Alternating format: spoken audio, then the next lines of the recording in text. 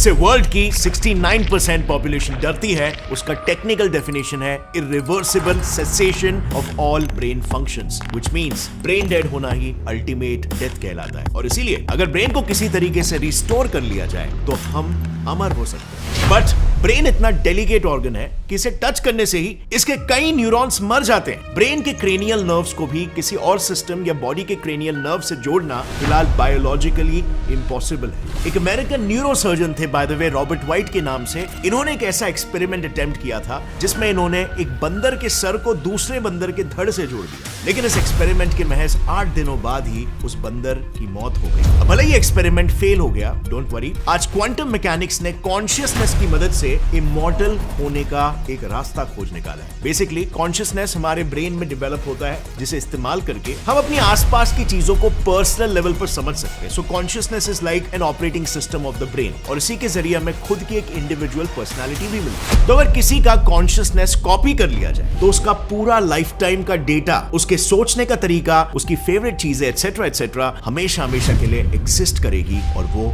Immortal हो जाएगा। अब ये होने की पॉसिबिलिटी को प्रूव करने का पूरा क्रेडिट जाता है ब्लैक होल की सिंगुलैरिटी के कॉन्सेप्ट को इजाद करने वाले रॉजर पेनरोज को। लेकिन इसकी शुरुआत रॉजर पेनरोज के जन्म से भी काफी पहले से हुई। 1924 लुई डी ब्रॉली नाम के एक साइंटिस्ट ने दुनिया के सामने एक ऐसी घटना को पेश किया जिसे ऐसा लगने लग गया कि पूरा यूनिवर्स ही कॉन्शियस है और खुद से डिसीजंस ले रहा है। उन्होंने ये कहा जैसे लाइट डुअल नेचर दिखाता है, यानी एक ही साथ में पार्टिकल और वेव दोनों फॉर्म में एग्जिस्ट करता है, एग्जैक्टली उसी तरह यूनिवर्स में प्रेजेंट हर चीज जैसे मैटर, इवन मैं और आप डुअल नेचर दिखाते हैं। अब ये तो ऐसी बात हो गई कि यूनिवर्स अपना फिक्स नेचर ना दिखा के लूडो के जैसे प्रोबेबिलिस्टिक गेम खेल रहा हो, जो फिजिसिस्ट को बिल्कुल पसंद नहीं है, बिकॉज इससे यूनिवर्स का एक प्रोबेबिलिस्टिक नेचर सामने आ रहा था, ना कि डिटर्मिनिस्टिक, जो कि मोस्ट ऑफ द फिजिसिस्ट जिसमें उस वक्त बिलीव करते थे, क्योंकि उनके हिसाब से यूनिवर्स को अपने फिक्स फिजिकल लॉस की वजह से प्रिडिक्टेबल होना चाहिए, ना कि अनसर्टेन। लेकिन 1927 में थ्योरेटिकल फिजिसिस्ट हाइजेनबर्ग ने एक प्रिंसिपल दिया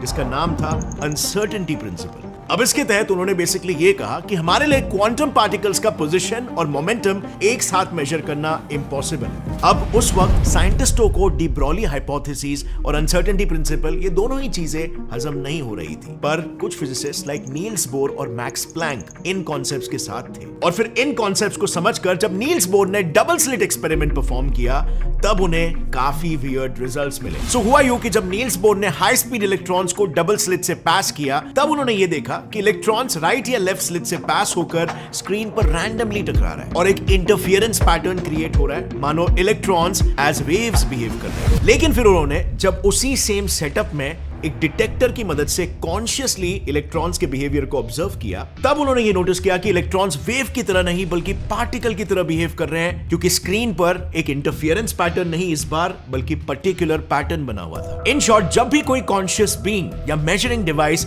इलेक्ट्रॉन की एक्टिविटी को कॉन्शियसली मॉनिटर करता है, या फिर फिजिक्स की भाषा में जैसे कह सकते हैं मेजर करता है एक्टिवली, तो electrons for some weird reason अपने वेव स्टेट से पर्टिकुलर स्टेट में ट्रांसफॉर्म हो जाते हैं, पार्टिकल बन जाते हैं। और इसीलिए 1932 में फिजिसिस्ट वॉन नॉयमन ने साइंटिफिक कम्युनिटी के सामने एक जनरलाइज स्टेटमेंट पास किया। उन्होंने कहा कि जब भी कोई कॉन्शियस क्लासिकल ऑब्जेक्ट या apparatus के थ्रू हम क्वांटम ऑब्जेक्ट्स को देखते हैं, तो क्वांटम सिस्टम अपना रूप बदलता है और वो एक नए सिस्टम में तब्दील हो जाता है। अब क्योंकि कॉन्शियसनेस एक काफी इंटरेस्टिंग टॉपिक था और क्वांटम मैकेनिक्स के साथ लिंक करके कॉन्शियसनेस के एग्जिस्टेंस का आंसर मिलते दिख रहा था, बस फिर क्या था, काफी सारे साइंटिस्ट, यहां तक कि जाने माने क्वांटम फिजिसिस्ट एरविन श्रोडिंगर भी इसमें कूद पड़े और उन्होंने सीधा क्वांटम पार्टिकल्स के लिए एक वेव इक्वेशन डिराइव किया। यह इक्वेशन बेसिकली ये बताता था कि कोई पार्टिकल लेफ्ट जाएगा या राइट, बट इस इक्वेशन का एक तीसरा स्टेट भी था कि पार्टिकल दोनों डायरेक्शन में जा सकता है अनटिल एंड अनलेस उसका वेव फंक्शन किसी कॉन्शियस मेजरमेंट के चलते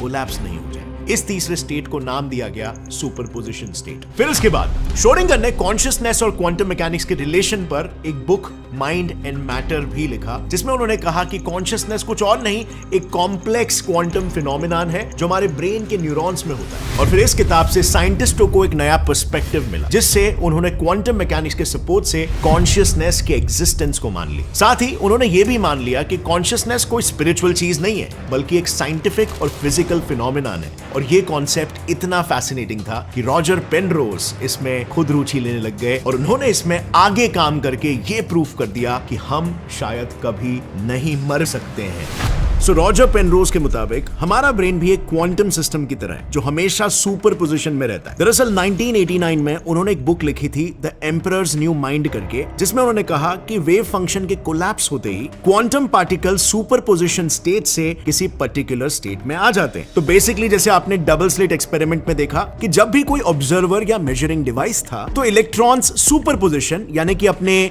वेव जैसे स्टेट से वो एक पार्टिकल जैसे स्टेट में कन्वर्ट हो जा रहे थे। इसे बेसिकली कहते हैं वेव फंक्शन कोलैप्स। इसी तरह हमारा ब्रेन भी एक क्वांटम सिस्टम है जो सुपर पोजीशन स्टेट में होता है और जैसे ही उसका वेव फंक्शन कोलैप्स होता है कॉन्शियसनेस जन्म ले लेती है। फॉर एग्जांपल अगर मैं बोलूं एप्पल, तो आपके ब्रेन का वेव फंक्शन जो सुपर पोजीशन स्टेट में था वो कोलैप्स हो गया into a particular state, into a particular thought. उसके बाद वो एप्पल के बारे में सोचने लगेगा बिल्कुल जैसा क्वांटम वर्ल्ड में होता है। But there is a catch here. कुछ लोग एप्पल फ्रूट सोचेंगे, कुछ लोग उसकी स्पेलिंग सोचेंगे, कुछ लोग को मे बी फोन दिखेगा और कुछ लोग उसके शेप एंड कलर के बारे में सोचेंगे, क्योंकि हम सबका कॉन्शियसनेस एक दूसरे से बिल्कुल अलग है, जिसकी वजह है हमारे डिफरेंट ब्रेन्स। और अगर और डिटेल में हम जाएं तो हमारा यूनिक डीएनए। देखो पूरी दुनिया में सबका डीएनए 98% तो सेम ही होता है और बचे हुए 2% ही सिर्फ हमें अलग बनाते हैं, जो मोस्टली न्यूरोलॉजिकल सिस्टम में एक्सप्रेस होता है। अब अगर देखा जाए तो डीएनए के अंदर 300 करोड़ न्यूक्लिक बेसेस होते हैं और इसीलिए इसका 2% is still 6 crore,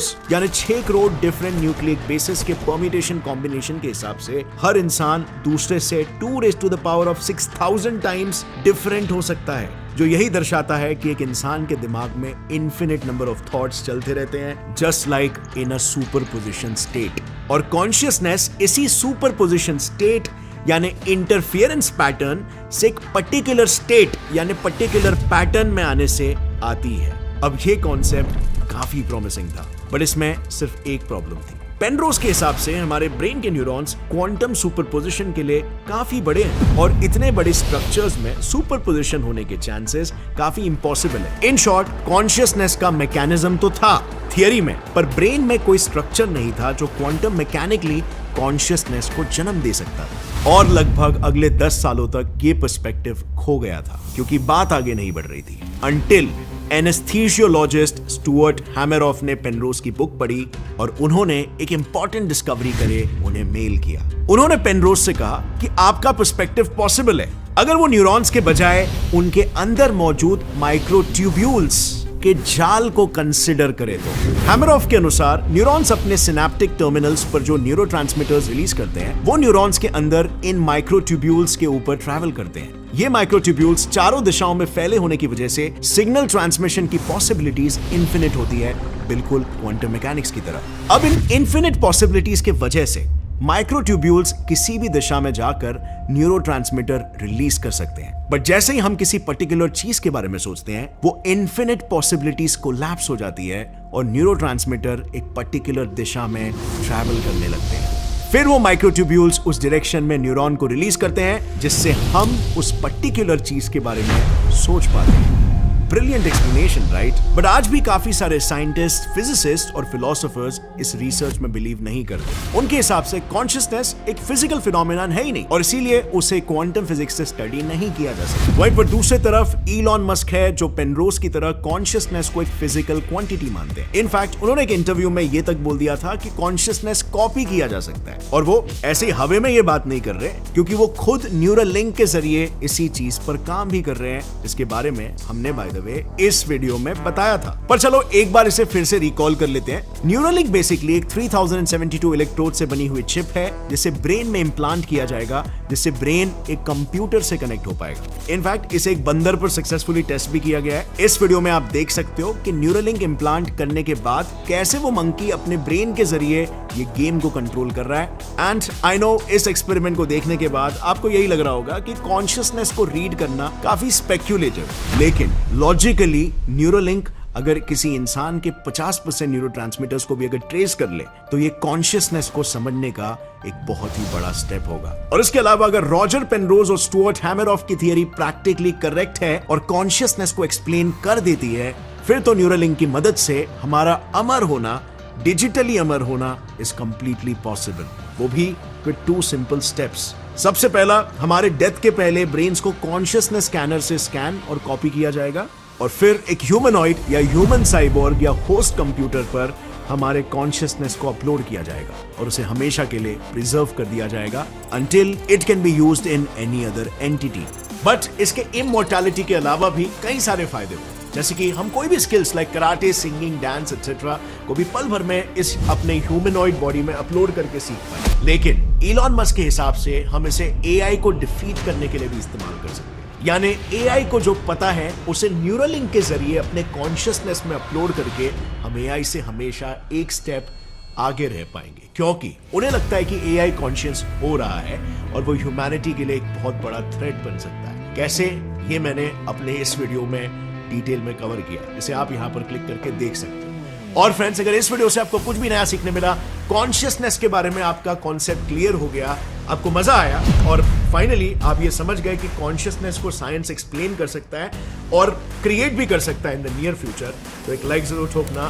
gets and fly science channel को सब्सक्राइब कर लो और बेल नोटिफिकेशन दबाओ ताकि आगे आने वाली हमारी कोई भी वीडियो की अपडेट आप मिस ना कर सको। See you next time. As always, stay curious, keep learning and keep growing. जय हिंद।